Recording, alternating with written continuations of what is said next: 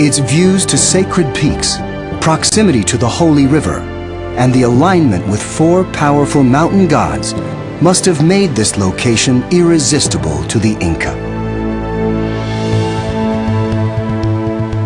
But how did the first Inca emperor, Pachacuti, actually use Machu Picchu? Within the city, there was a distinctive royal residence. It's located near the first fountain, ensuring that the king would have the purest water to drink. It's also close to the holiest temples. But whether the city was Pachacuti's royal court, a religious center, or a military post remains a mystery. A reanalysis of the skeletons that Hiram Bingham found suggests a possible solution. During Bingham's excavation in 1912, his team mistakenly identified these skeletons as the Virgins of the Sun. Recently, they've been re-examined. If we could identify who these people were, it might explain how Machu Picchu was used. During his study, anthropologist John Verano found no evidence of violent injury. So these weren't soldiers. He also confirmed that their burials had been simple, with no high-value artifacts. That meant they weren't royalty. In their bones, Verano found hints that they weren't common laborers either. Instead, they were from a class of people in between. I didn't see a lot of arthritis, even in the older adults at Machu Picchu, and that again made me think these are not people working really hard with, say, stonemasonry or dragging rocks up the hills. A critical clue to their identity can be found in their diet through a technique called isotopic analysis. In this process, scientists vaporize a small sample of bone. They're looking for the chemical traces of the foods that have been absorbed into its structure.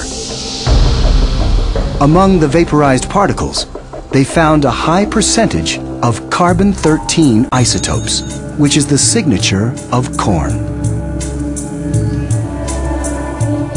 Though it's common in Peru today, in Inca times, corn was a royal food.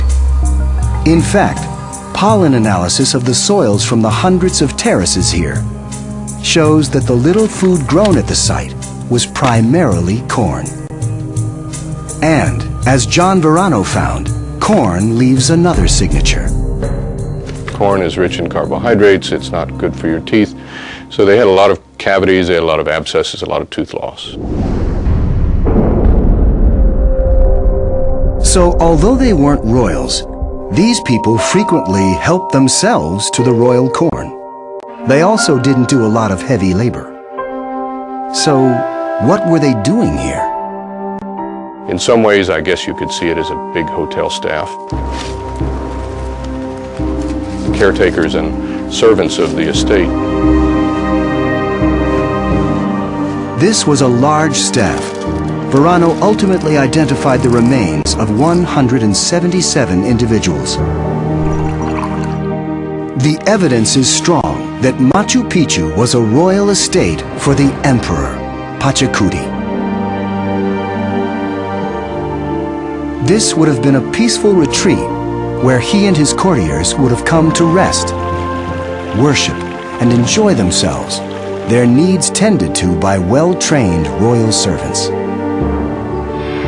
And you can kind of imagine an entourage of the royalty coming from Cusco along the road, and everybody at Machu Picchu saying, whoops, let's get it ready, clean it up, and get food, and so on, and welcome our guests.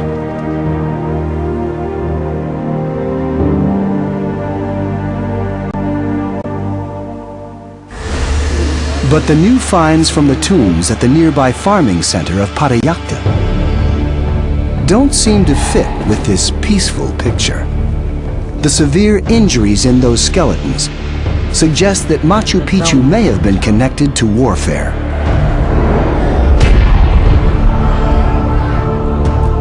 So how could Machu Picchu be a place of both war and peace?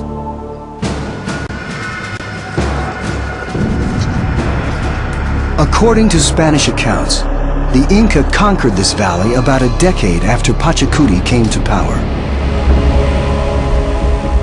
So perhaps he built it as a way to seal his conquest. Incas were very skilled in psychological warfare, and they decide to build this magnificent estate on the hilltop that everybody living up and down that valley is going to see, from the first thing they walk outside their door to the last thing that they go in bed at night. That's a very powerful thing. It's a message of conquest and of possession, that they own that land and they control the people who live within it. So Machu Picchu was a formidable symbol of Inca power, a spectacular boast by Pachacuti, not just of their engineering prowess, but of their paramount link to the sacred mountains and rivers. Still, if this place played such a critical role in demonstrating the religious and military power of the Inca, why didn't the Spanish deface it, as they did to other sacred Inca sites? And why isn't it ever described in any Spanish accounts?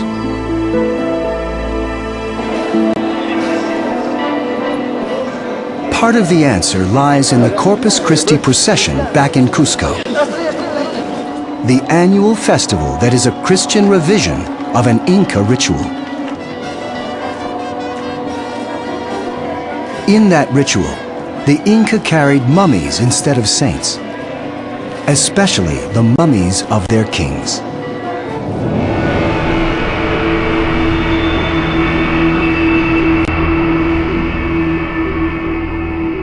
When Pachacuti died in 1471, he wasn't buried, he was mummified. The exact process is unknown. One theory suggests his body would have been gradually freeze-dried, left out in the searing sun by day, and alternately frozen at night. Through this repeated heating, freezing, and thawing, the corpse would have become completely desiccated. Curiously, this is similar to how the local Quechua people preserve llama meat. The result is jerky, which is one of the few Quechua words used in English. Once preserved, Pachacuti would not have been entombed. Instead, he would have continued to play an active role in the politics and rituals of the Inca world. Drawings made by the Incan artist Guaman Poma confirm the use of mummies in this way. We don't actually have a mummy of an Inca emperor, but we have descriptions of them. And we know that they were taken out during major festivals and paraded. We know that they had attendants who would shoo away the flies and give offerings every day, food offerings and drink to the mummies. In other words, they were worshipped and believed to still play a role in the community. Care and handling of the mummy would have fallen to a group of family members called the Panaka, who also took control of all the king's royal estates.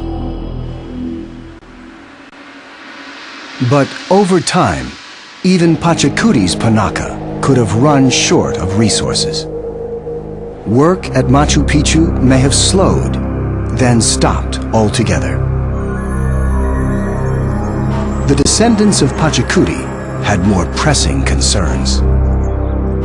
Even before the Spanish conquest, smallpox came.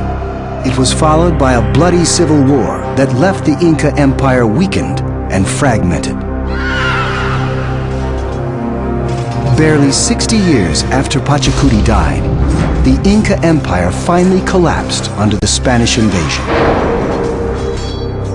When the royal families had lost their power, they were disorganized, there was civil war, there was massive destruction of sites, and the people at Machu Picchu probably at some point just said, well, nobody's coming to visit, and the site really had no reason to exist at that point. By then, it is likely that all but the royal servants had forgotten Machu Picchu. And after time, even they probably just drifted away.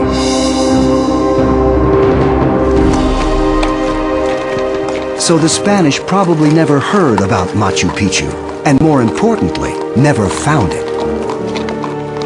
It was, for us, the luckiest mistake. It meant that Machu Picchu was left untouched, one of the only major Inca sites to remain intact.